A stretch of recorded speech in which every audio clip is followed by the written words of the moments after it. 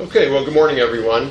I'm Rob Atkinson. I'm president of ITIF, and I want to welcome you to an event, a really, really great event today, with just an incredibly distinguished panel to talk about engineering as a discipline in the U.S., the future of engineering, why it's so important to America's economic future, and what are the kinds of changes, if any, do we need to be thinking about in terms of public policy. You know, I am not an engineer, but I was reading a short summary. There was a report back in 1955 by the NSF actually funded it, of leading engineers, and it was about the future of engineering in America. And it was reprinted in the Journal of Engineering Education. And I want to share one quote with you because I thought it was such a perfect quote, even though it was written over 50 years ago. It really crystallizes why engineering is so important. And it said, quote, "Engineering is far from static, for it is essentially a creative profession. It has played a dominant role in building American industrial superiority, in developing the principle of mass production, in giving the American people their high standard of living." And that is true today as it was true back then. But I think we have some serious challenges today in the United States. Unfortunately, at least in our view, it's unfortunate. We have more students graduating today with sports exercise mass degrees than we do engineering degrees. We have more kids taking art history AP tests than we do computer science AP tests. And increasingly, the extent we do graduate engineering degrees, they're foreign-born, which is not a problem, except that increasingly foreign-born students are going back to their country and not staying here and providing their talent. So the other last thing I'll say before I introduce our speakers is we've been doing a lot of work in the last 2 years in particular on U.S. competitiveness, U.S. manufacturing in particular. And in our view, one of the reasons we have not done as well in manufacturing, in fact, our analysis suggests that we lost about 10% of manufacturing output in the 2000s. This is unprecedented in American history. Never, ever happened where we were producing less at the end of a decade than at the beginning of the decade. And one reason is that I think the U.S. is still the predominant leader in science. Our real sweet spot is science-based entrepreneurship. We do good science, and we translate it into new companies better than any other country in the world. Certainly a lot better than Germany.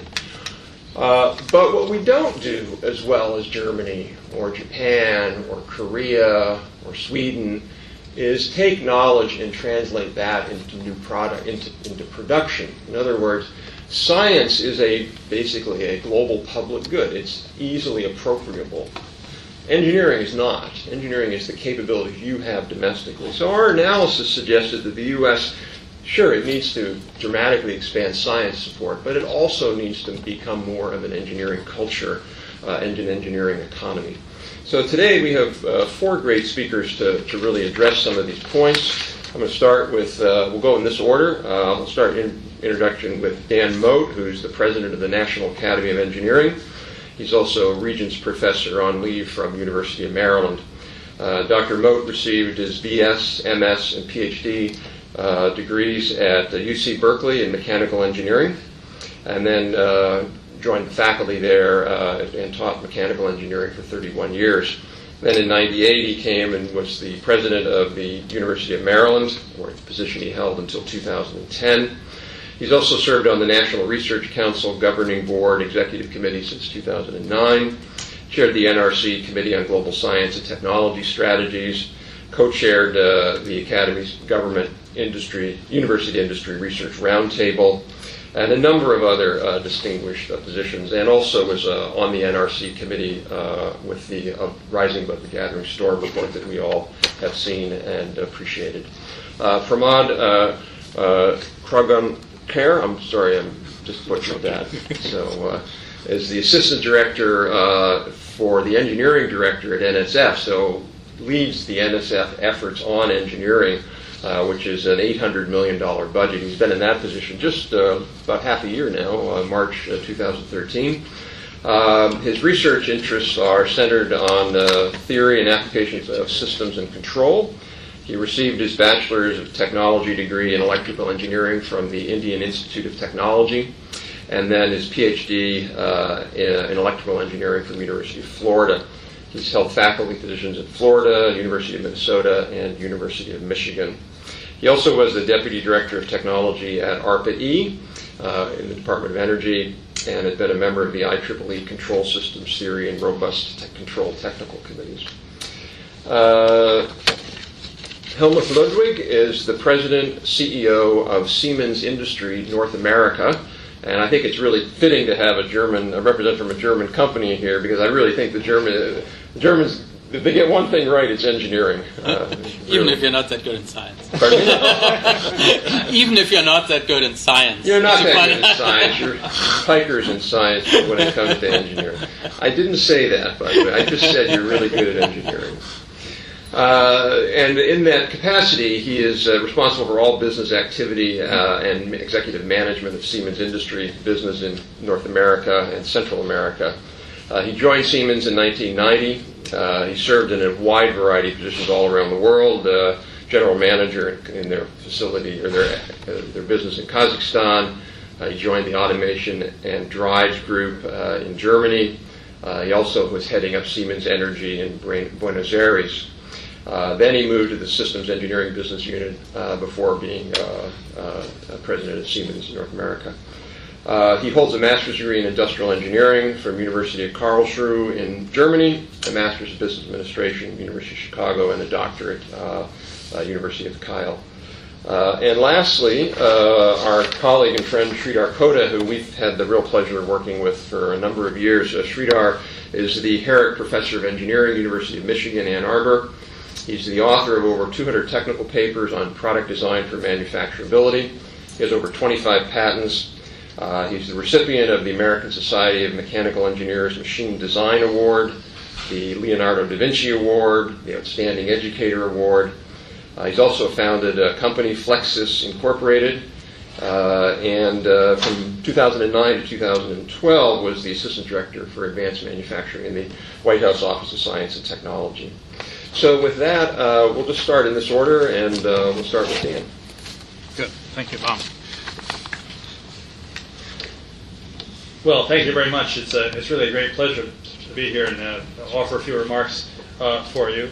Oh, that's great. Thank you very much. I'll try to say a few things that other people won't say.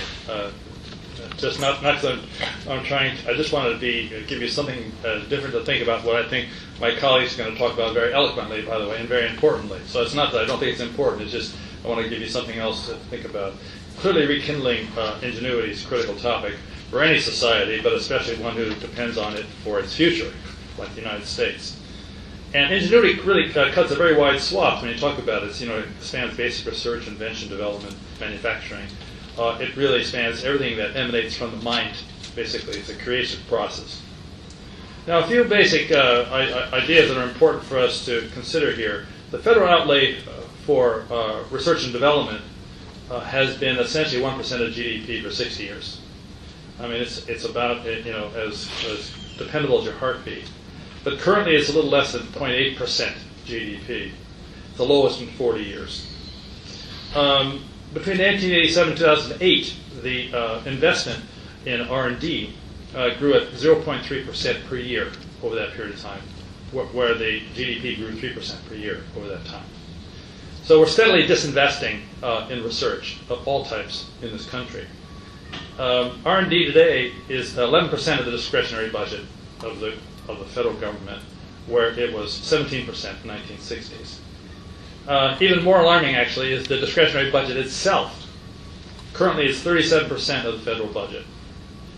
In 10 years, it's projected to be 24% of the federal budget, dropped by 1/3 in 10 years. And the reason is interest on the debt and rising mandatory costs. So we have really some fundamental structural problems in our R&D enterprise in the country that are going to affect us, looks like, no matter what we do. But we have to be aware of them, and if we want to talk about policy issues, we should address these kind of fundamental structures as well. The other point is, of course, change is accelerating. We all know that. But I think we haven't quite come to grips with the spectacular rate of this change and also the secondary and tertiary consequences of it. As we know, I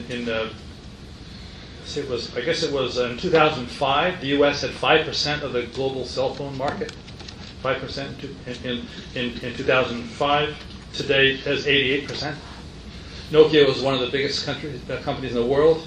In 2005, it's now disappeared. So in the IT business, you might say, well, this happens. This is a fast-moving, rapidly changing, new products, constantly. But also happens in very traditional and thought to be slow-moving enterprises. Take, for example, in 2009, the National Academy or the National Research Council published a report called America's Energy Future. And it tried to identify all the major issues in energy for policymakers to consider and put really facts and expert knowledge behind them. It was a great effort, very expensive, very skilled people. I mean, it was the best you could do at that time. 2009, it was published. That report did not mention the word fracking or hydraulic fracturing, not mentioned. In fact, its reflection on natural gas was that there was a lot of natural gas down there in those shales, but you couldn't get at it economically, therefore it's not going to be a factor. Of course, that's changed entirely. In 4 years now, all of a sudden, fracking is going to save the energy picture of the United States. It's going to be the second largest source of energy supply for the country in 5 years. So change is accelerating, and it has lots of consequences to the workforce especially. Many people who do engineering do not identify themselves as engineers. Engineers and engineering are not a one-to-one association. This is something that our profession has not considered. Engineers self-identify. I'm an engineer because I say so. But actually the practice, it doesn't depend on your self-identification. 25% of the members of the National Academy of Engineering have no degrees in engineering, by the way. The essence of engineering is creation. The essence of science is discovery. These are orthogonal to each other. There's no intersection between creation and discovery. It was put to me this way recently at a conference in England. This is for a 5-year-old, so all the work for most of us. Science is taking what's out there and putting it in here.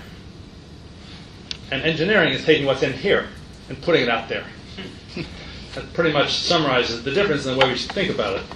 I think we should not talk so much about the fact that engineering depends entirely on science, because it's in fact not even close to true.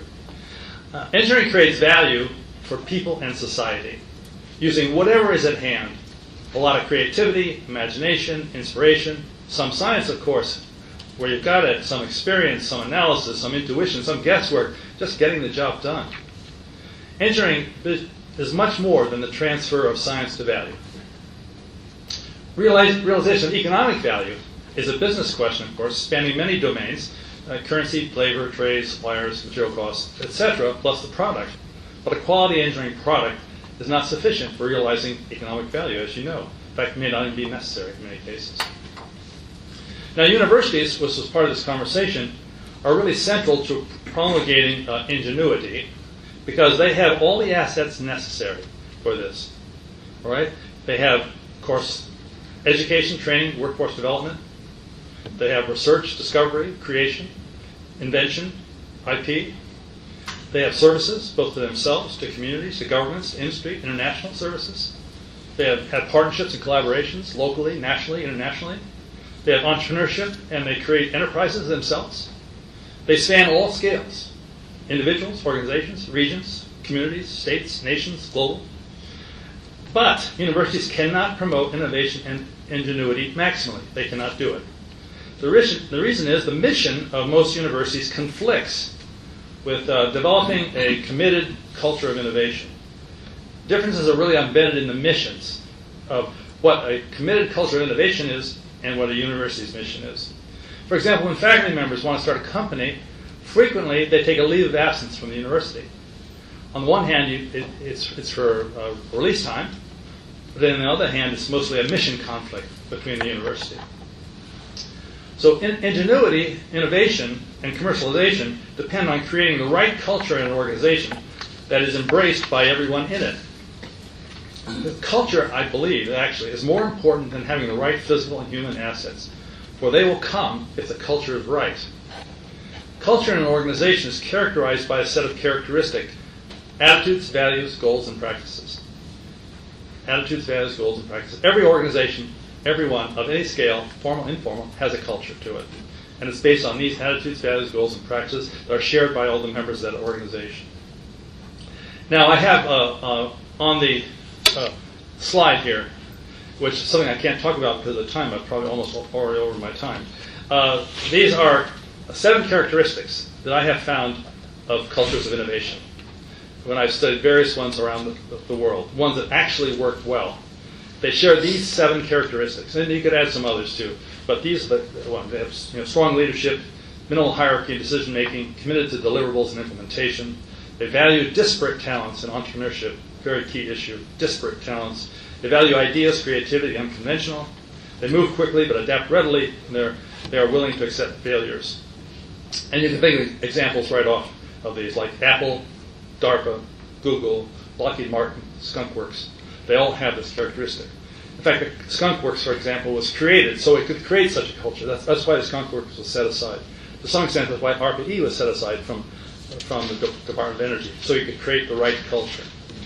We need to understand that culture is a big issue here if you want to really create ingenuity and innovative environment.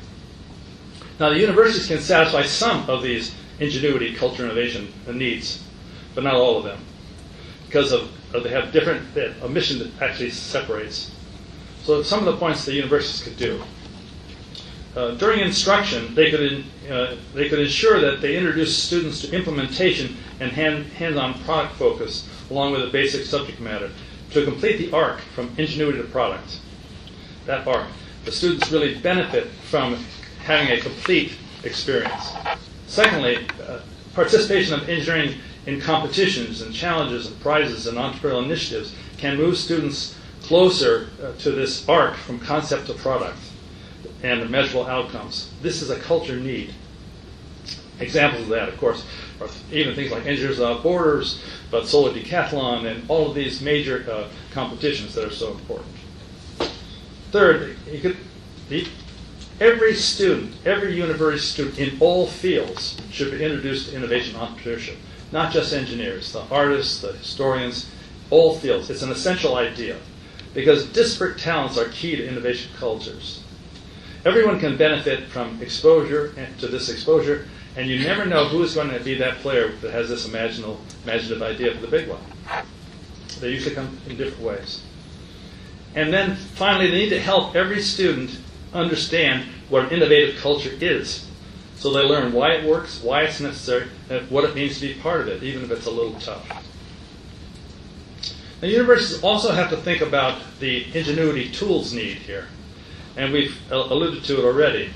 The greatest, in my view, what I can see at the moment, the greatest unmet tools need derives from this accelerating advances of engineering creations. As the lifetime of products and creations shortens, so does the value of engineering capabilities that went into them. The in-demand talent kind of need for the now retains high value and will continue to do so. But who is responsible for aiding the re-education of the former in-demand workforce for the next in-demand need? No one has stepped up to this yet, even though the numbers displaced are large and can only get larger fast with increasingly accelerating change, which we should all expect. Industry has not stepped up. Universities have not stepped up. Government has not stepped up. These people are just left hanging out there. An attractive working environment requires a multi-sector solution to this problem. This is a big policy problem. There will not be really an engineering workforce needed if this problem is not corrected, and soon, because no one's going to go into engineering. No one's going to go into engineering for a 3-year job. So finally, I think that's a big policy issue. Finally, and most importantly, we need to understand that rekindling ingenuity is more of a culture problem than a tools problem. It is more about changing the context for engineering innovation that is giving tools for it. However, the attractiveness of the environment is also critical to inspiring a committed workforce. Re-education could also be considered part of this culture problem as well. So it's like any system. Understanding how the system works leads to building it and modifying it and using it more effectively. Thank you very much.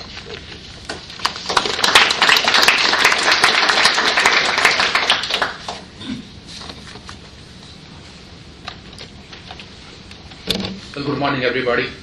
It's a pleasure to be here with you this morning and share with you some thoughts from my perspective at the National Science Foundation. Actually, I should be more accurate. National Science Foundation Engineering Directorate perspective on topic at hand. And I'm glad to be joined in a very distinguished company and hope that my remarks will complement what others are going to say. So let me just begin with just a couple of slides on NSF engineering to give you some background and then address some of the issues that were mentioned. So we regard our mission is to enable the engineering and scientific communities to advance the frontiers of engineering research, innovation, and education in partnership with engineering community and in service to society and nation. So that's our mission statement. That's what we want to do. And as a vision for the engineering directorate, what we want to do is to be the global leader in identifying and catalyzing. Those are the key words: identifying and catalyzing fundamental engineering research, innovation, and education. So this is what we would like to accomplish and achieve. How we are organized is sort of important to understand how we think about the issues at hand. So if you look at the bottom part of this chart, those are the 5 divisions in the engineering directorate. The 3 in the center represent the traditional engineering departments that you would find on any major engineering college in the country. So we have CBET, which is chemical, bioengineering, environmental, and transport systems. Transport is sort of fluid mechanics, thermal sciences, and so forth. Then we have civil, mechanical, manufacturing, innovation.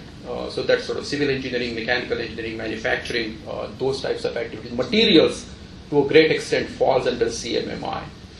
And then we have ECCS, the electrical, communication, cyber systems is under ECCS. Then at the 2 ends are 2 cross-cutting divisions. So let me talk about EEC, which is Engineering Education and Centers.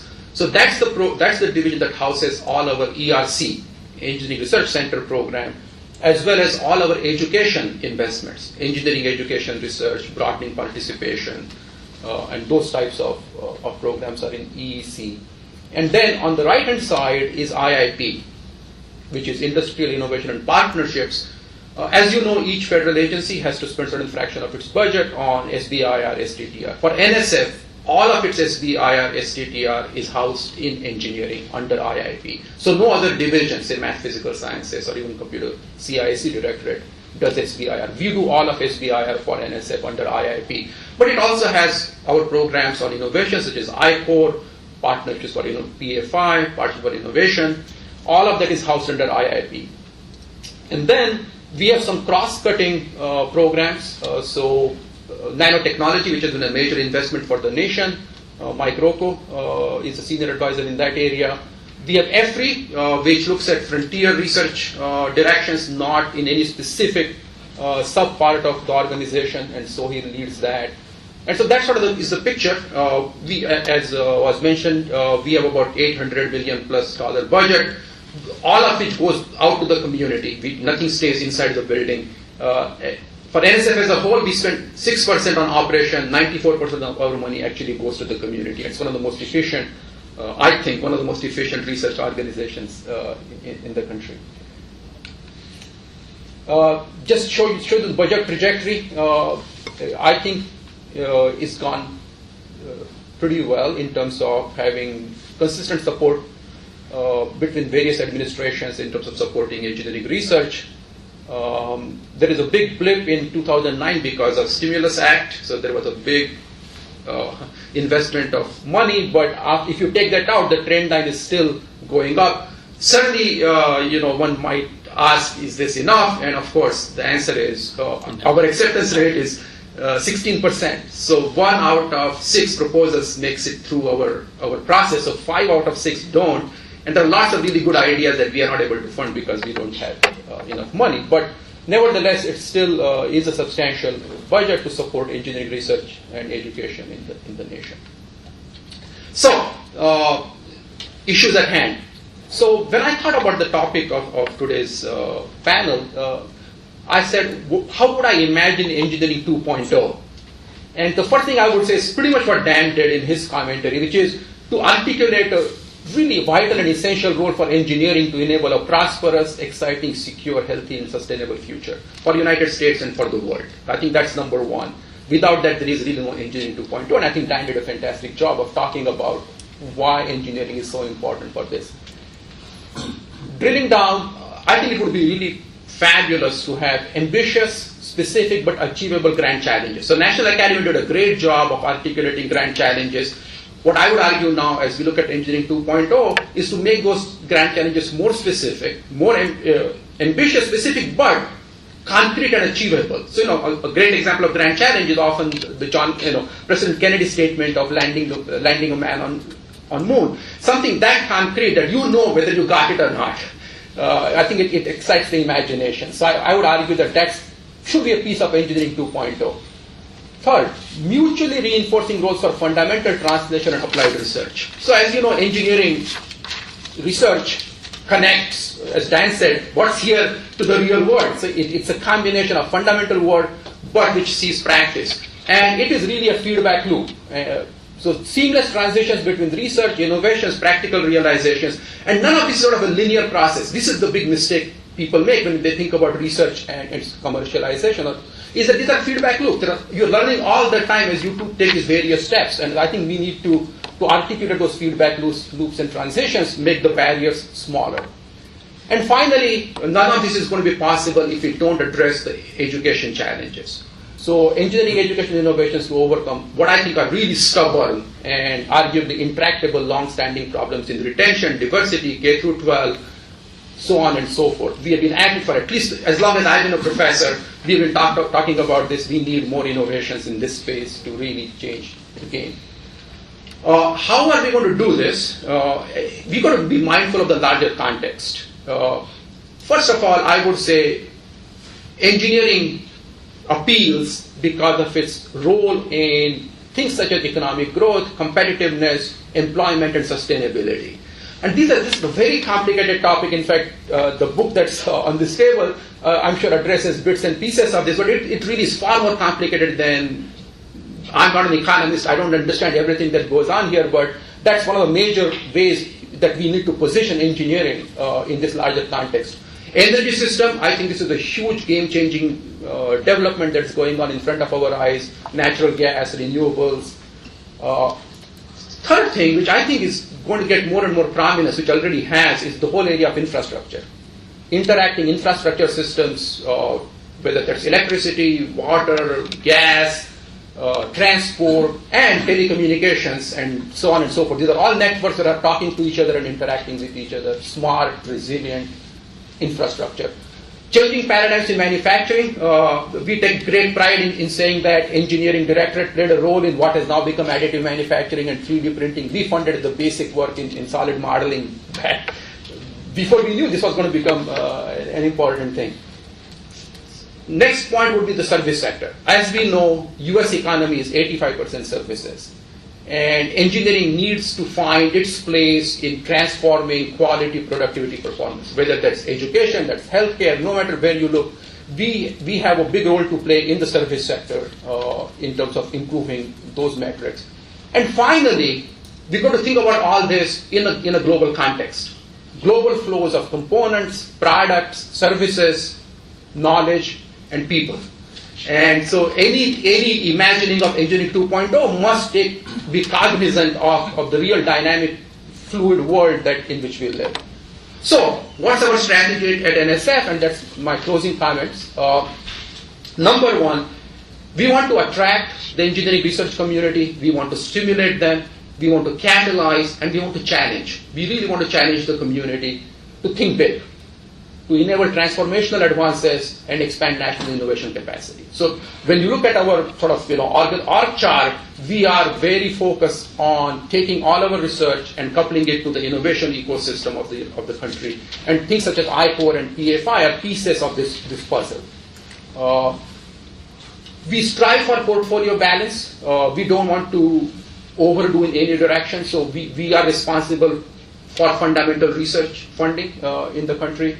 But we are also interested in coupling back to more translation and applied work. We also want to do balance between small, medium, and large. So ERC is our large investment, smaller individual investigator grants, medium would be something like every type of project. So we are constantly thinking about balance between these different pieces. New approaches to address engineering education challenges. We are very open to new ideas in that space and very willing to experiment. We've got lots of things that we are thinking about in that area. And finally, I think this is really what we are striving to do, is to collaborate and partner. Engineering Directorate is piece of a larger puzzle, and so we collaborate inside NSF and outside NSF. So within NSF, we collaborate with Computer Science Directorate, with Math and Physical Sciences, with Bio Directorate. Almost every directorate we have strong partnerships in areas of mutual benefit. But outside of NSF, Department of Energy, Department of Defense, NIST, Department of Commerce, Department of Agriculture. We had a wonderful meeting just a few weeks ago with Department of Agriculture on where engineering could collaborate with agriculture to make a big difference on some huge problems that are coming up in the food area. But beyond federal government, we are collaborating with private sector, the Intel GE NSF partnership on 10K engineering project. All our I-Core, SBIR, STTR, PFI are partnerships with private industry. So basically partner with like-minded people with complementary interests to address national priorities. So with that, I'm going to stop, and thank you very much. Thank you. Very interesting. That's good.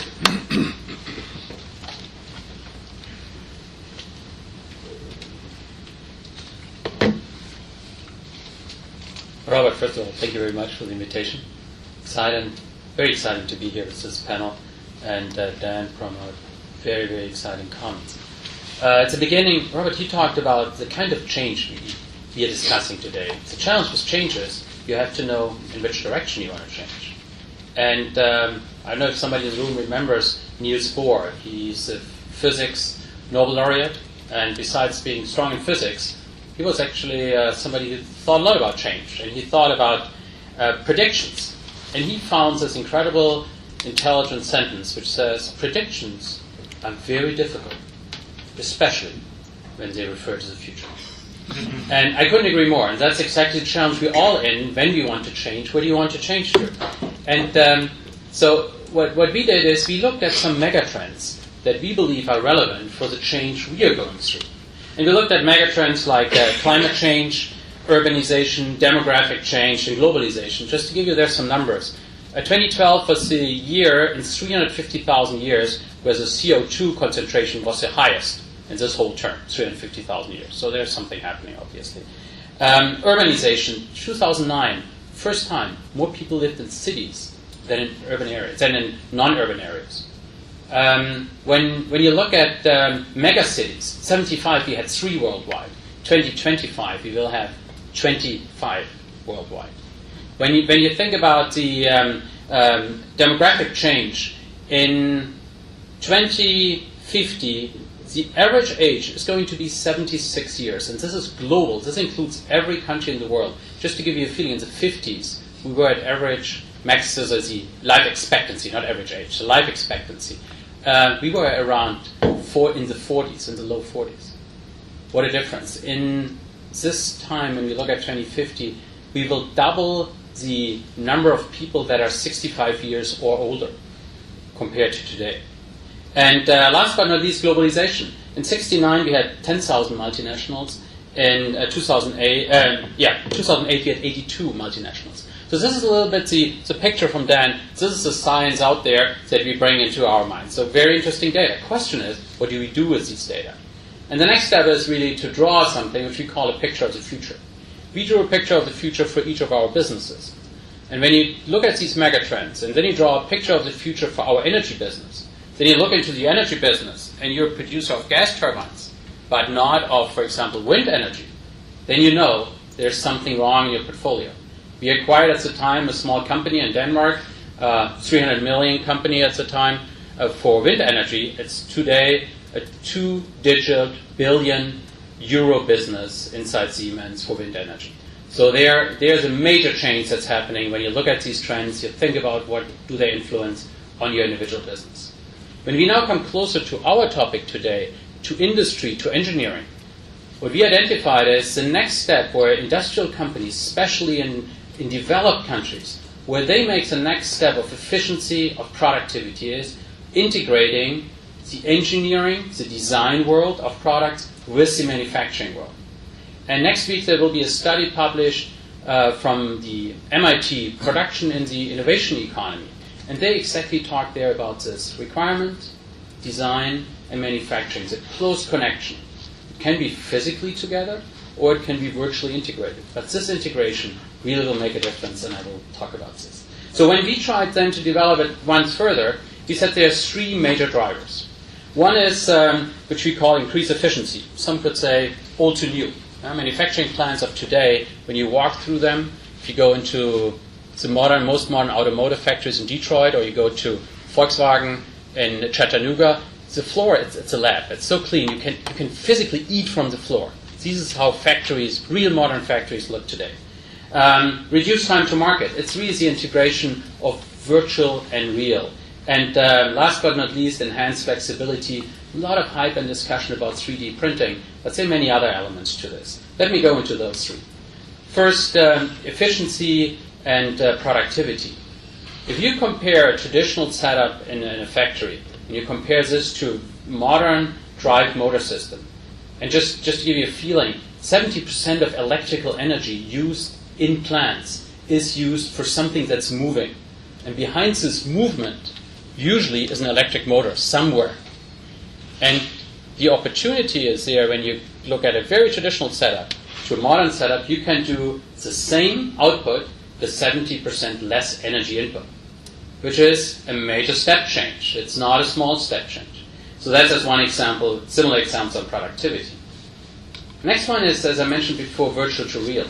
Virtual to real, what really does this mean? It means there's somebody sitting in Detroit, he makes a change to design, and he knows what this means in his manufacturing facility in Rüsselsheim or in his manufacturing facility in Shanghai. Why is this so important? Because if he doesn't, he might make this wonderful design change, chooses between three alternatives, and then he's surprised that the time to market is 6 months longer because in Rüsselsheim the equipment is not set up to produce this. If he would have made change A instead of B, he could have gone to market right away. Now, this is one view of it. The other view is some things are just not possible without a virtual realization. If you think of the Mars rover, as it was sent up a year ago, is the heaviest equipment that was ever sent up to Mars. If you think about it, it's a Mini Cooper. It's a Mini Cooper in size, a Mini Cooper in weight. And so it was very difficult to bring it safe down on the ground on Mars. And what they did is they tried the landing was the key element. Now, how many prototypes can you build? How many physical tests can you do landing on the Mars? Pretty much zero. You can't do it. So the only way is to test it virtually. And through all these virtual tests, they came up with a very complex system, and many of you have seen it. It's a parachute, it's decelerating rockets, and then at the end it comes a Skytrain. And it's just fascinating how it was done. And if you had the opportunity to see this, it's the faces of the people involved that worked for 10 years in this project, and then seeing this landing safely. And why were they confident that it happens? Because they tried it 1,000 times. They tried it 1,000 times virtually on the PC. So this is about integration of virtual and real. And last but not least, we talk about flexibility. When you think of flexibility increase, some people also talk about lot size 1, mass customization, producing individualized products at a price point where you usually only produce mass products. Now, there are different ways of handling it. You know, one company that 100 years ago produced a car, and you had the incredible selection between exactly one color. The same company today can produce an F-150 in billions, really billions of different variants. You can't choose on billions, you can only choose millions. You can still choose millions. And how is it done? With a very complex software system behind it. So that's the possibilities that exist in assembly structures. But they're also in additive manufacturing. We talk about the Additive Manufacturing Institute in Youngstown. We are highly involved there. Actually, we are involved through the Youngstown State University. We think this is a very important element of the future. We gave a grant of $440 million in software to Youngstown State University, participating in 3D printing.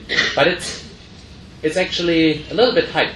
So the reality is that many of these individualized production can be done today, and I give you this example here of subtractive manufacturing. You can do many things like this already today. And many of, when you think of the aging population, many of us at some point in time might need a new knee or a new hip, and then hopefully this is produced to your fitting and not to somebody else's. And what you want to do is then to have the integration of the engineering chain. Where does this all lead to? We believe there's a future coming up which really talks about cyber physical systems. What does it mean? It means a complete integration of virtual and real. And if you would like to get a feel for this and see this, on the 5th of September, so last week, there was a video going viral from Elon Musk. He talks about the future of design. 3.5 minutes. If you see, it's on YouTube. And if you follow my tweet, my tweet is Helmut Ludwig, just the name. I have this on there. It's really fascinating. Link to this short video. But what's also important and key is all these cyber physical and everything. It's not the light out factory. And let me make very clear. It's all about people. This will not happen just by chance. To get what's in here back out again, you need the engineers that make it happen. You need the people on the shop floor that have the knowledge to work with highly engineered products and highly engineered equipment. When we doubled more or less the size of our manufacturing facility in Charlotte, we were looking for the right people to put on the factory floor. And there, today, very little to do with the manufacturing of our grandfathers. It's a completely different manufacturing. And we started there an education program, very much following the German model of dual education. They go through a 3.5 year program in mechatronics. Through these 3.5 years, they are paid. Afterwards, they come out. They get a job with $50,000 a year pay. If you compare this to somebody going to liberal arts college, most of our liberal arts majors we hire at $42,000, and they have a little bit of debt, some of them at least, in their pocket. Very different view. And this is what you do when young people, intelligent young people, go in manufacturing. So my word here is really, let's find the right people for manufacturing engineering. It's a fascinating world out there. Thank you. Very interesting.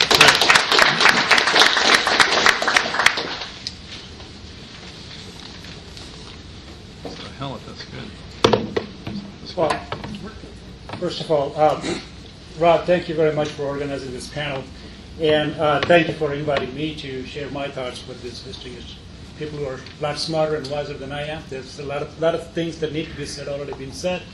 But I'll say it anyway, a few things here. Do I click on? You going to do that? We'll pull them up. Okay, all right. So, we'll go to the next slide.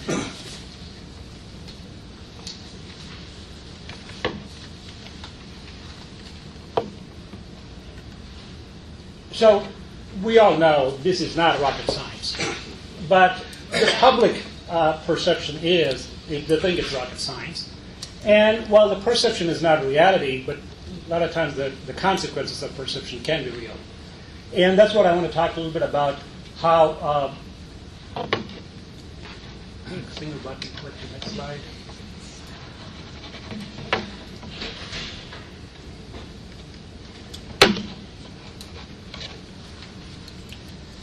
Okay.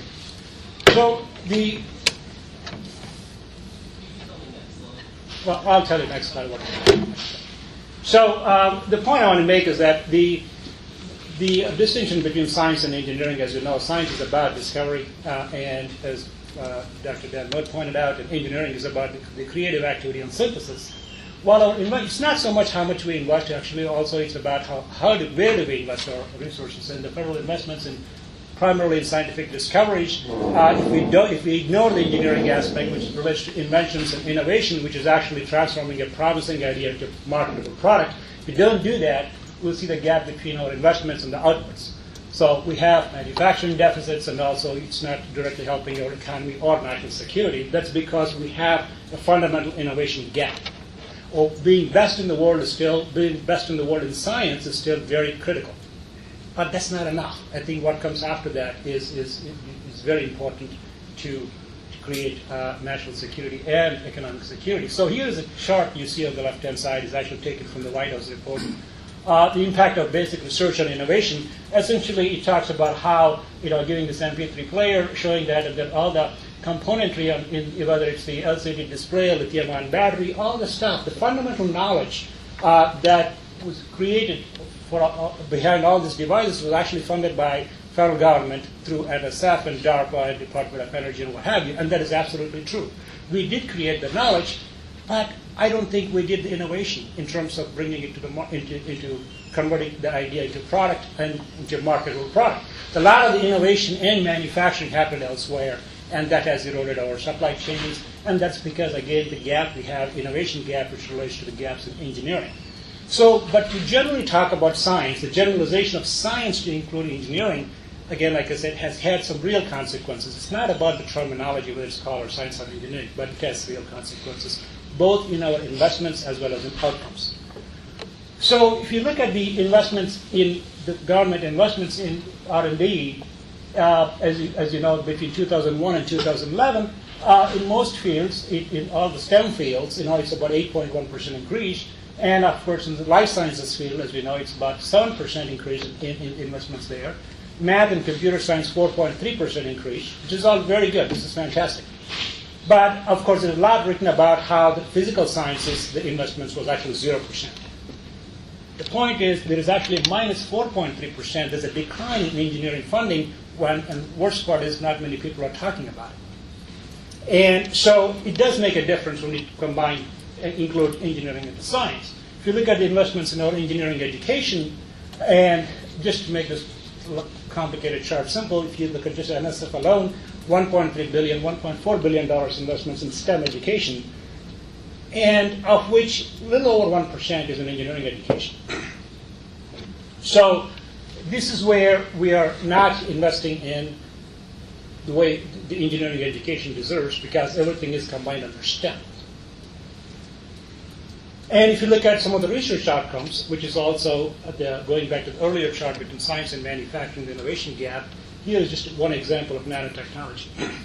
The chart shows how the ranking of various nations on nanotechnology, the bubbles in the chart represent different countries. If you look at the top half, the top of the chart, the nanotechnology activity, if you look at the United States, the usual suspects, they're doing very well in the amount of activity: US, Germany, Japan, South Korea, and Taiwan. But if you look at the horizontal axis about the technology development strength, and as you can see, as the report concluded, Japan, South Korea, and Germany will be much more successful growing their economies with nanotech because the technology development strength there on the right-hand side quadrant. The U.S. is, according to the report, is in the ivory tower category. So the other way to look at that, I said the different viewpoints, is in one of the congressional testimonies by a senior government official. I'll read it. It says, a recent analysis of the number of nanotechnology citations, patents, and publications show that we are very quickly being surpassed by other nations in an area where, until recently, we had strong lead. This has the potential of putting our national security at risk, since technological superiority has been a foundation of our national security since World War II. The point I want to make here is that, again, goes between science and engineering. The equating technological superiority to the number of publications and citations I have issue with. I think when President Roosevelt talked about arsenals of democracy, I don't think he was talking about publications and citations. And so I think we got to take the ideas beyond, going beyond publications, especially in the engineering realm. In terms of research output from the scientific point of view, it does make sense because it's a fundamental discovery of knowledge, new body of knowledge that needs to be disseminated, and publish or perish, as academics call it. It makes perfect sense. And it might make very good sense in the case of scientific disciplines. But in engineering, you got to do beyond just publications. And this is why, even if you're publishing in engineering, for example, there are now prestigious journals like Science and Nature show the real successful engineers actually publish in Science and Nature because those are quite prestigious and doing engineering science and publications, which I believe are only intermediate outputs to real output being engineering. But on the other hand, universities are ranked based on inputs, not outcomes. That's a different story. So, and in terms of the STEM, first of all, STEM really means science and math, and E is silent, and T is essentially information technology. And if you look at it K through 12, it's not that we want more engineers, we can debate that, but it's like we are scaring away a lot of smart kids in middle schools and elementary schools from going into engineering because we put artificial barriers. For one thing, we don't teach engineering in K through 12. And so we have only 4% of the kids wanting to go into engineering, compared to 10% in Canada, 15% in Germany, and 25% in China. And when we go to engineering schools, a lot of the focus is more on analytics rather than the creative aspects of engineering. Also, a lot of that has been changing lately, but I want to point out most of that is still on the engineering science part of it. And those who are graduating from engineering schools, about 50% of them end up going for non-engineering, taking non-engineering professions. It can be good or bad because engineering does provide a broad foundation. So the other problem is when we talk about any of this, a lot of times the discussion goes about we don't have enough women and minorities going into engineering. I think that is true. We want more women and minorities going into engineering, but that is not the crux of the problem. We don't have a lot of other people going into engineering. So the problem, that's because of the image problem. And also, I say gender gap is not the issue because although we have about 20% enrollment in bachelor's level and PhD level women enrollment in engineering, but if you look at environmental engineering and biomedical engineering, the two areas where women think they could actually make a difference in the world because it appeals to them because it can make a difference. And there, the enrollments and the graduation rates are close to 50%. So we need to make that connection between what engineers do, what engineering is about. So there are a lot of excellent examples, very good practices, but we need to scale these best practices. There are a number of examples, I put a few here, there are companies like Stihl and Siemens and other companies doing some great work in terms of promoting engineering. The summer engineering camps, you can read, this is a typical unsolicited comment from a parent how by experience this 5-day summer camp that their son wants to become an engineer. And because they see value in doing things because they were exposed to the creative activity, we try to beat out of in our schools. And the FIRST Robotics and Project Lead the Way, these are all very good examples. And the National Academy of Engineering started making efforts to change this conversation about promoting the image of engineering, which is great. And I also want to give an example of Olin College that some of you may know. And their fundamental mission is to produce engineering innovators. And it should not surprise anyone, 50% of the Olin graduates are women. And so we have a lot of challenges at every level in terms of promoting engineering and doing it well for national security and for our economic security. Because science creates knowledge. Its application of knowledge is what creates wealth. So an early education, as much as I love FIRST Robotics, it's great. But we need to do that in the mainstream, not as an extracurricular activity, because they're drawing kids who are already motivated, which is great, but we need to bring it into mainstream. In high schools, again, the industry has a role to play and a responsibility in terms of going back to internships and apprenticeships, which most companies have abandoned. And they can do a lot of good in terms of promoting this. And at the university level, or even across, we need to really rebrand engineering as a creative discipline, which Dr. Mott already talked about. That is important. And because that's what it is. When we talk about research and development, it's time to put "and" back in R&D.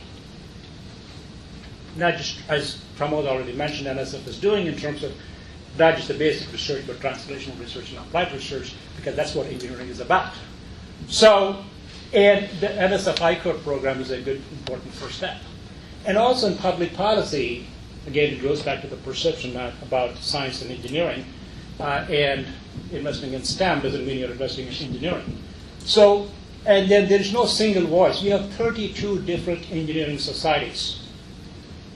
Whereas when it comes to sciences, they do a great job. AAAS is the one single society that actually, people pay attention to. So we need to establish a single and a unified voice for engineering that's lacking in public policy circles. And we certainly want to create we should create a national campaign to inspire young minds about rocket engineering. So, thank you.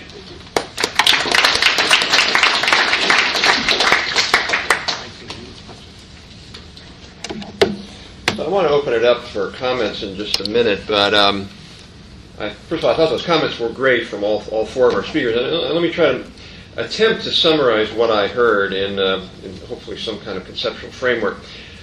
It seems to me that at the very top level, what we're talking about here today is we need to devote more of our national resources to engineering. Now, I know that we're walking into a very dangerous slope here because we're given budget problems. Now we're into reallocations and people start getting defensive and all. I understand that. And but having said that, I do think it's important that we ramp up engineering as an overall national focus. That's just not just about budgets, but about focus.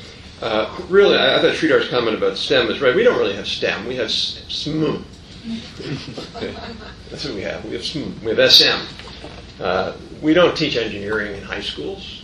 There's now a new DARPA project that's got, I think, 10 high schools with maker programs in them. That's fantastic.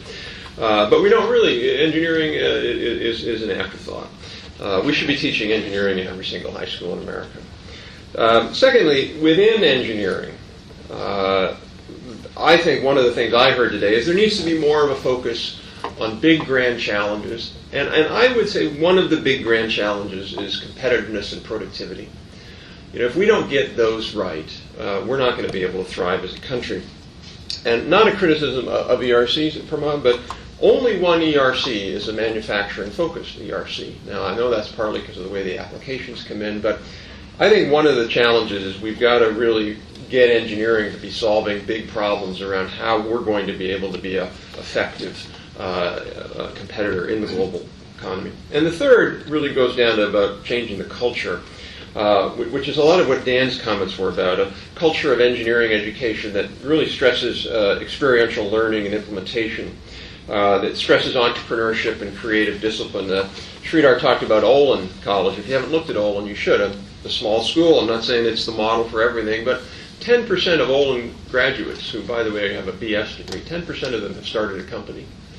That's phenomenal. That is phenomenal. They're doing something right there about integrating engineering with design and with business. And then also we talked a little bit about a portfolio balance. Both Pramod and Sridhar talked about that. It can't just be basic research. It's got to be a more balanced portfolio, be translational, applied, and basic. So that to me seems as if that's our challenge. Now I'll close with something that I've already gotten in trouble with, but we just proposed, and maybe we were being a little bit provocative, but why don't we think about changing the name of NSF to the National Science and Engineering Foundation? And let's symbolically, let's say, look, it's not just science, it's science and engineering. It's as Dan said, it's this and it's that. I was struck by the fact that the Smithsonian used to have the word technology in their title, and they took it out. They took it out after there was this anti-technology movement back in the 70s. I think we've got to rethink sort of these symbolic things and elevate engineering and technology back to where it used to be.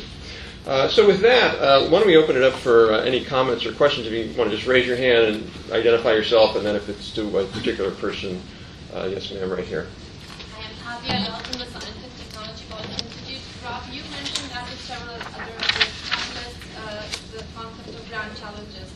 A few years ago, the National Academy of Engineering had come out with a few grand challenges, and you can struggle with one or two of them, but on the whole, they were pretty spectacular.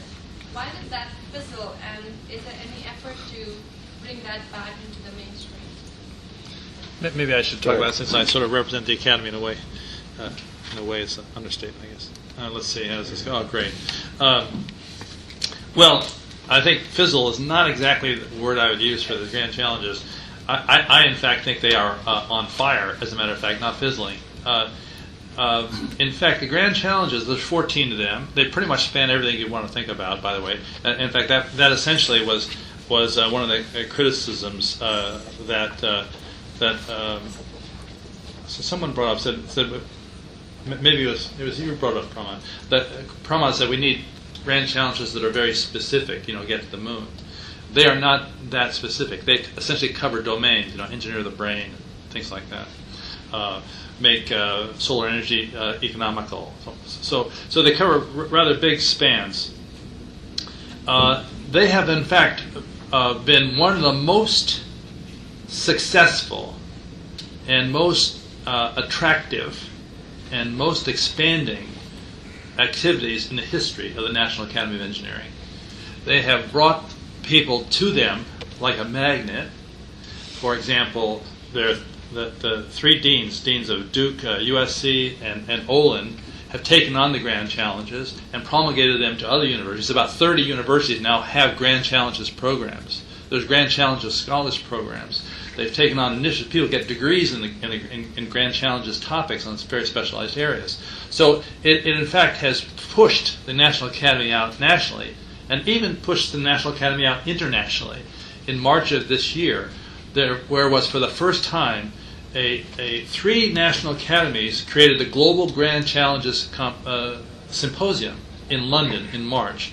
That's the Royal Academy of Engineering, the Chinese Academy of Engineering, and the U.S. National Academy had this Global Grand Challenges Symposium, and they were overwhelmed with people who wanted to come, especially from the United States, by the way. The United States could have filled the entire place up. It had 400 seats. We could have filled the entire 400 seats. For people who wanted to come, had to get turned away from it, paying their own way, by the way, not funded by their companies or government, or certainly not us. The Chinese are going to have the next Grand Challenge Symposium in 2 years. The third one, Global Grand Challenge, will be in the United States, the U.S. National Academy. So I would say just the opposite is true, actually. These Grand Challenges have got legs. They're both expanding the reach of the Academy globally, and they're bringing people to the Academy nationally and globally as well. So I think it's one of those topics that's, as I think you have expressed in a way, is very attractive. People come to it, and they want it to be successful. So in my view, I'm pushing the grand challenges as hard as I can. But it doesn't do exactly what Pramod said. I mean, it's not going down and say, okay, let's cure dentistry or something. We're going to have no more fillings or something like that. And it doesn't hit a specific topic, but people should hit those specific topics. In other words, it's a kind of umbrella that is going to attract people to it, and then inside of it there will be the specifics. Great. So that's what I would say. Not quite fizzled. Why don't we Can I just make a try to very keep it short short? so I could get more I folks? totally agree with what Dan said, and what I would argue is we need to build on what the academy did, which is create the excitement about these grand challenges. And the example that I have in mind is take the PV, solar photovoltaic area. I think when Secretary Chu put this target of $1 per watt, that made the solar energy economical very, very concrete. So here's the target that we can measure our progress and say, are we going to get there by whatever date you want to put on it? So I'm arguing that let's build on this tremendous excitement and turn these into very concrete goals that we can measure our progress and say, we are heading there. Okay. I'm going to go in order I saw them. So right here, and then John. You, ma'am. I'm working with the American Society for Engineering Education, trying to bring together business and universities to create some pilot projects around Engineering 2.0. And there's a real difficulty I wanted you to address, which is everybody wants to talk about it, but very few people want to start pilot projects or really try to move something forward. And so I want you to just address a little bit our tendency to keep talking about this issue without really pushing forward some targeted ideas. Who wants to do that one? Sridhar? Just, I'm wondering if, of course, there's this funding, and if we can get people to sign on to projects and to spread the word and actually get kids excited, high schools and everything, that's great. But this is the kind of thing I think National Science Foundation can do in terms of promoting exactly, because ASE, engineering education, is one society that's cuts across all engineering disciplines and doing great work. So I think those are the kinds of things that NSF could do. Good. Maybe let me give a perspective from an industrial company. We have a lot of collaborations with universities around the world, especially in the US. Just to give you an impression, we work with, on our PM software, we work with 10,000 institutions worldwide. 1.1 million students are every year trained by those institutions with software, which we give as a grant to the universities. I mentioned before Youngstown State University, very close collaboration, University of Michigan, close collaboration. We start, I have to admit, we realized afterwards that we started probably a little late. Late means university is probably already too late if you think about really motivating students for not only science and math, but really for engineering. And we have several pilots running, one in Georgia currently, where team members from our offices, we have about 3,000 people employed in the Atlanta area, and they go into, not all of them, but some selected young people, usually they're 5 to 6 years with the company, they go in middle schools, and they go in the first 2 years of high school and talk about their job as an engineer. To talk exactly what we saw here, I thought there were some great examples before that you showed on your slides. Now, how do you make engineering again attractive? And I really liked your ideas that you showed there. We dissect animals, but we don't dissect a machine tool or something like that. Exciting, and engineering is very exciting. We have to bring it close to the students early on. John? 22-year-old gets out of school with an engineering degree and has 40, 50 years maybe in the labor market ahead of him or her. All kinds of opportunities for learning, continuous innovation obviously depends on continuous learning.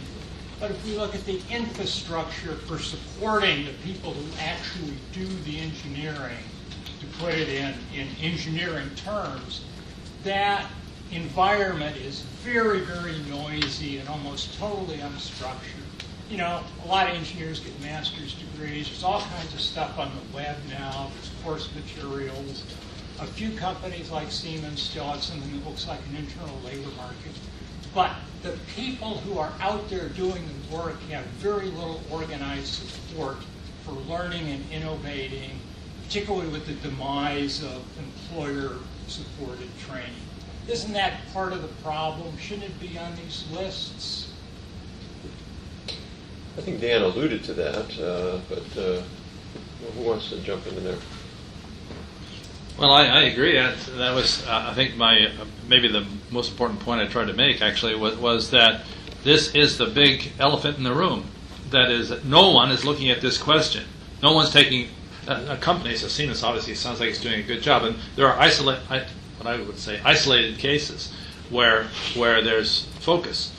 But this problem has been exacerbated substantially by an order of magnitude or more because of the acceleration of change and the short period in which particular knowledge is of value, economic value, and therefore there isn't the time to kind of figure it out in the dirt as it used to be done. It's just things are happening too fast, and our country hasn't come together on how this is going to be handled. No one has taken responsibility for this. It's just kind of dumped on the individuals, by and large. And I think this is a huge problem for our country. You're talking about policy change, and that industry's got to be at the table on this. Universities have to be there. I mean, universities do not consider this to be their major responsibility, as you know well. It's an auxiliary. Maybe you get paid on the side, if you're given a few hours once a week to teach some course and retraining and so on. It's well beyond that stage now. I think we've got millions of people here that are affected by this. And I think if we want the engineering profession to be attractive, that people have to be able to see that there's a pathway for them to continue to work 40 or 50 years, as you described. And I don't think that's quite so clear to everybody, especially in the more rapidly moving domains. Just a quick comment on that. In terms of infrastructure for training and retraining, First of all, universities provide education that's different from training. And in terms of the government investments, that we have, national treasure of these national labs, federal labs, could do some of that. I know NASA Glenn in Cleveland, working with the community in Cleveland and doing some great things, and there are good examples like that. But fundamentally, the training and retraining falls on the shoulders of industry. They used to do apprenticeships programs and all that. They abandoned that. And they want to have students coming out of college ready to run the latest version of software that somebody's putting out. But that's not what, I think the industry has a lot of responsibility in terms of beyond just complaining about not having skilled workers. Let me come in. I don't want to blame. Sorry about this, Sridhar. I don't want to blame anybody on this. I think it's a bigger problem than just saying, okay, you guys are at fault here. I think this is a national issue. I think there should be a national symposium on this topic.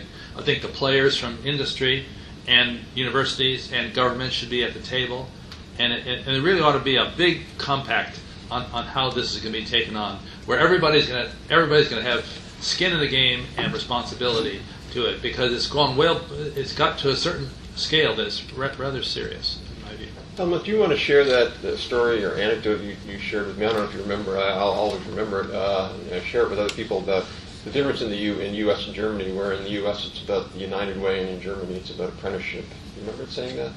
If not, I can explain what you said. Yeah, why don't you explain what I said? I think we were both drunk at the time at a cocktail reception. But the point was, and this goes to John's point, there's a sort of tipping point collective action issue here. And in Germany, everybody's in the system. And if you go out of the system, if you pull out and say, I'm going to be a user and not a maker, to use some terms, I'm going to essentially not put in and support the apprenticeship programs or the engineering co-op programs. I'm just going to use what everybody else does.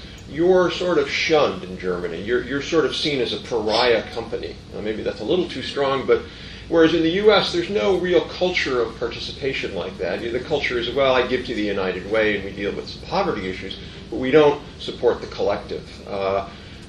And I think the only way to do that, frankly, is there certainly we have some interesting programs, but our proposal has always been we should have a knowledge tax credit. In other words, give the companies tax credits like the R&D credit when they invest in training, whether it's at the engineering level or the workforce. But in any case, I do think it's a systemic problem we have, not just individual companies. Which let me add to that also helps because all companies are really involved in these kind of apprenticeship programs. It also helps a certain standardization. So if, for example, in Siemens, we actually, in Germany right now, we do have 10,000 apprentices. Most probably we will afterwards not employ all of them. So there is a certain exchange afterwards. They not all stay in Siemens, they go somewhere else, but they leave with a certificate that has a value, and they know that this has a significant value. So there is an open exchange, and the open exchange, however, is based on this trust that Robert just alluded to, that actually everybody chips in. Everybody is part of the system, defines all the requirements of the future, and is involved. Now, there might be there's one or the other free rider potentially. The challenge is not the one or the two. Every strong system can survive with those. The problem is if these becomes the majority, then the system breaks down. And I don't see currently this. I see a lot of very good pilots in the U.S. actually starting, and it's fascinating. The MIT story, there's a program I mentioned before. They said a lot of talk, little action. Probably true, but on the other hand, there are many companies that are really taking this very serious, and they're investing into apprenticeship programs. But it's not not there yet, where we have this integrated responsibility that you just mentioned about. Yes, sir. Right I there. am Satish Kulkarni from Virginia Tech. I have actually two questions. In the future, if engineers are going to go online for education, how do you inculcate a culture of innovation if all I'm doing is learning online? And the second question is that the budget R&D deficit is really not going to change in the future. So if that is the case, how would you rearrange your portfolio given the challenges which we have discussed today? You're in charge of the money. So, Yeah, certainly the second question is something that we worry about, on a sort of daily basis in my directorate at NSF. And I think the watchword is balance. That is, we want to make sure that we are funding cutting edge fundamental research, but also coupling it to translational and then to applied, and creating this very fast feedback loop so that you can see where the gaps in fundamental research are. So what I'm trying to do, for example, there is, what do we know in ERCs and IUCRCs? I mean, IUCRCs are just amazing investment for NSF, for engineering. Huge leverage factor, 10 to 1, 8 to 1 leverage factor for NSF.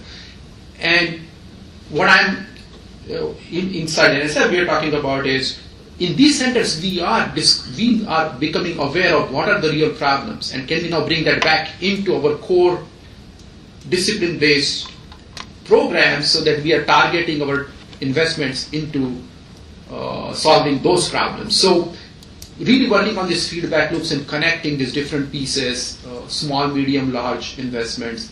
I think you hit it on the head. I mean, we would love to see increased budgets. I mean, and like I said, we can invest that money very wisely for the public, but we still, even in other scenarios, we still want to maximize the value to the public and to the community of the budgets that we have.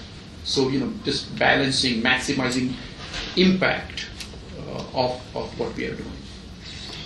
Let me add to that question a bit. You talked about the innovation issue and online learning versus. See, the big problem we've had with innovation in our country, and in fact in the world, everybody's been just crazy about innovation. Crazy. It's the answer to every question. Every how will we question, the answer is always innovation. And the reason that everyone has had so much difficulty in actually doing it globally is that there hasn't been a realization that innovation is actually more of a culture than it is a set of rules, and culture is hard to grasp for people. It takes time. That's why I listed the 7 characteristics of cultures of innovation. So to get to your question, if you want the online student, or any student for that matter, in fact it's been shown to be a problem anywhere, to have an understanding of innovation, they need to understand what the culture of innovation is that makes it work. Why does it work? And I think so you would have to, I don't know if this can be done by the way, but you'd have to online help educate people about what a culture of innovation is. Think of very creative teaching methods and techniques to really go over this and inculcate with them what this culture is like, even though they won't have a chance to experience it themselves. And of course we know if you don't experience it yourself, you don't actually get it entirely. And so I'm not sure whether you can actually get it entirely, but you could know what it is at least, and that would be, I think, the first step. Addressing the future demand for engineering is going to involve exploring institutions, policies like economics and tax, talent issues, and even wondering how to instill a culture of innovation and to what effect, and measuring its effect. These are issues for the behavioral and social sciences as much as they are Absolutely. issues. Absolutely. Yeah, I always wondered why the behavioral and social sciences have been so asleep on this topic. Well, there is a tendency among some to rush to the physical and life sciences because they see the innovations coming there, as opposed to. Well, let me tell you what I have been told by social scientists. This question has come up. They say to me, culture is not something we want to deal with because it's not quantitative, and you cannot be science unless you're quantitative. That's why we have. So therefore, they tend not to go there. In fact, I heard it just yesterday on a topic. So they don't. So it's not an attractive topic, I've been told, for social scientists because it's moving, from their point of view, away from science, which is where they want to go. How does that resonate with you? Well, I would disagree. Obviously, when you look at individual discipline and the way people are trained, yes, they're going to have that point of view. I once asked a distinguished cognitive scientist, why doesn't he allow his students to really go after the decision-making roles in policy-making? And he said, look, these kids have got to get out in 2 or 3 years. Give them experiments to do and let them publish something, and so we can graduate. Right. So there are forces against it, but even so, there are many who go into this field. The funding is just a paucity. It's a tiny program in NSF, and I don't even see it relating to other disciplines of science, let alone engineering. Just on a more positive note, I agree with what Dan said. I'm really stunned by how hungry the community is for I-Core program. Our I-Core is just a runaway success. We are building out a network, we are building nodes, we are investing as fast as we possibly can in I-Core, and the demand for it is just incredible. We are spreading it to states now. I'm trying to find a way to scale I-Core in an exponential fashion, because I think so to me that's a very positive sign that the community is hungry for it, and we are going to do everything we can from NSF to expand as fast as we possibly can, and then bring partners to the table, because there are limits to what NSF can do. So I'm very interested in partnering, I'm very interested in scaling, I'm very interested in figuring out who else can take on That's great. So we have time for one last question, but I just can't resist making a comment here. I don't think the issue here, Myron, is about insight or knowledge. The issue is about will. We know how to create innovative organizations. We know there have been, as we talk about in our book, there's a science of innovation that has occurred over the last 15 years. We know what to do. We just don't do it because it's incredibly hard. And it requires, that's why, there's a thing called creative destruction, because there's a destruction component here. Olin College has no tenure. Anybody from a college here who supports getting rid of tenure? Anybody from a college supports getting rid of departments? Okay, they have no departments. I'm not from a college. No departments and no tenure. Now, okay, I'm not saying that's the model, but it is a radical innovation, institutional innovation. I look at RIT, for example, Rochester Institute of Technology. The president installed right next to the dorm where they create a special dorm with students, engineering students who want to be entrepreneurial, and then right next to it is a 24/7 lab, open every day of the year, with 3D printers, CAD machine, CAD design, and the students can go over there and dabble and do things. Now, that's an institutional innovation, and so I think we know what to do. We just are too inertial to make these big changes. I'm sorry, we're going to have time just for one last question. Well, maybe we'll get to two. It's quick, so go ahead. I'm one of those famous engineering teachers from the high school level, and I also coach a robotics team. And this has been fabulous. I really appreciate this. But I felt a long time that we got to the STEM crisis because, probably not so much by the way we've always done things despite that, but probably because of teaching science and math the way we do, as discrete skills without application. And FIRST has all these statistics that say, if a student goes and participates on a robotics team, they have this much percentage chance of becoming an engineer. And I look at that and I go, I think it's more the students that are interested in engineering do FIRST robotics, because I don't think we capture them early enough in their childhood when they're going through math and science. So I guess I would ask you how you would recommend to us to get our math and science teachers at earlier levels teaching more application.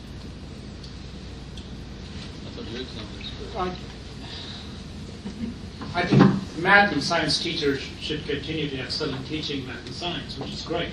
But we could also bring in, only if they want to teach engineering, that's fantastic. I think one of the things, again, we could do is that get, universities and industry to contribute to projects, for example. I'm thinking out loud right now. There could be a grand challenge from, National Academy of Engineering or National Science Foundation to say, think of these projects that we can, it could be a small prize, but the thing is, you can get everybody thinking about creating high school projects, middle school projects. It's the more important. And that's how we can scale and get people to, embrace this. And also, along with the projects, you can also provide some teaching materials, right? So I mean, at NSF we are very interested in the space you are talking about, and in fact I was at a conference in Atlanta where we talked about how E in STEM is at the heart of STEM. I mean, E is in the heart of STEM, and we have funded several projects. We are creating that have created the materials that are widely available. What we need to do is to get those materials in the hands of teachers who are interested, and then I think so. In terms of NSF role, we are kind of creating the materials. We are funding projects where these things will happen.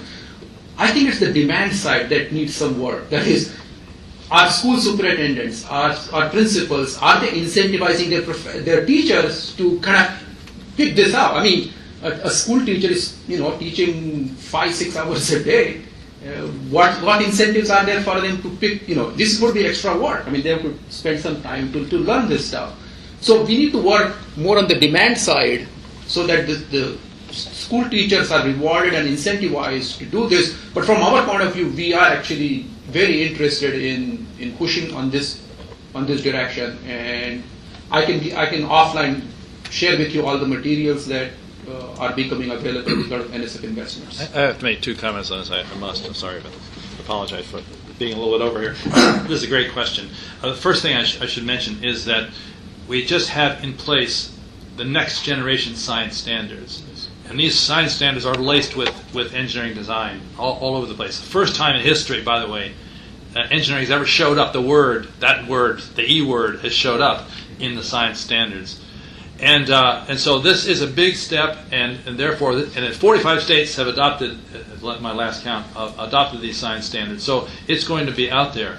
And just a little anecdote, on Independence Day, I was down in the mall with my dog and grandchildren, or they were walking me, and I was standing under a little tree there while they were watching jugglers and so forth, and a young man who was 40ish and his wife, same age, tourist-like, came up to me and said, "You must be a senator," they said to me. At one time, I'd really been proud of that. Anyway, I said, no, I'm an engineer. I work down the mall. She said, "Oh," he said to me, this man, 40, said, "You mean at the National Academy building?" I said, "Yes." He says, "We are grade school teachers from Tampa, Florida. And I just want to tell you that these new science standards are so important. Our science department is putting them forward so we can teach engineering. Finally, we're going to bring engineering. It's so important for the future of our country." This is the grammar school teachers told me this. So I think there is hope here that when these get out there and get promulgated, that this it's a bright light to the future. I have to say, Dan, I'm a little more pessimistic than you are, because I think it's really interesting. Whenever we talk about STEM or engineering, we always end up at some point usually talking about K through 12. And it's interesting, when we talk about college, we talk about innovation. We talk about embedding new kinds of discipline, new kinds of pedagogies, new kinds of learning, entrepreneurship, creativity. And then when we talk about grade school and high school, we talk about standards. So we're not talking about, no one's talked about project-based learning. I mean, there are a few high schools now that have abandoned courses. They're just 100% project-based learning. And yet, you can probably count those on 2 hands. Why aren't we creating 100 project-based learning high schools? Why are we having a pedagogy that's still around? I mean, I remember my son went to BCC, Bethesda Chevy Chase, and his computer science was 55 minutes a day, 5 days a week, and it was incredibly pedantic and boring. And why aren't we talking about schools where you spend 2 weeks on a great computer science project and really rethink the curriculum? So I'm not saying standards aren't going to play a role, although I have to say I'm much less optimistic on the math standards. I think they're not related to a lot of what people are going to actually do. But I think we need to be thinking about real change in schools, real new models, and it's not just about teachers sort of drilling more what we already do. Sridhar. Just a quick comment. At least the new science standards at least give a way to bring in engineering into the curriculum, which you never had that before. Sure. But now we can take that opportunity and create a lot of exciting project-based learning and innovation curriculum. Right. And there are programs like Innovation 101 that Henry Ford has created at different levels, at elementary, middle, and high school levels, for what innovation is, and having, there are a lot of interesting ideas out there. But these standards, at least, is the first step. Sure. I guess what I'd just say, there's a lot of interesting ideas, and they're sort of still this kind of they're like the equivalent of skunk works, if you will. So we have a few little things over there that are in the corner that are doing really creative things, and then we have the vast mass that's doing the same thing. So I think we should stop. We're actually over 7 minutes over, which we normally never do, but this was such a great discussion, I felt it was worth just going over a little bit of time. A couple of things. The slides will be up on our website, as will the video tomorrow. And I want to thank you all for coming, and please thank a great panel for their comments and insights.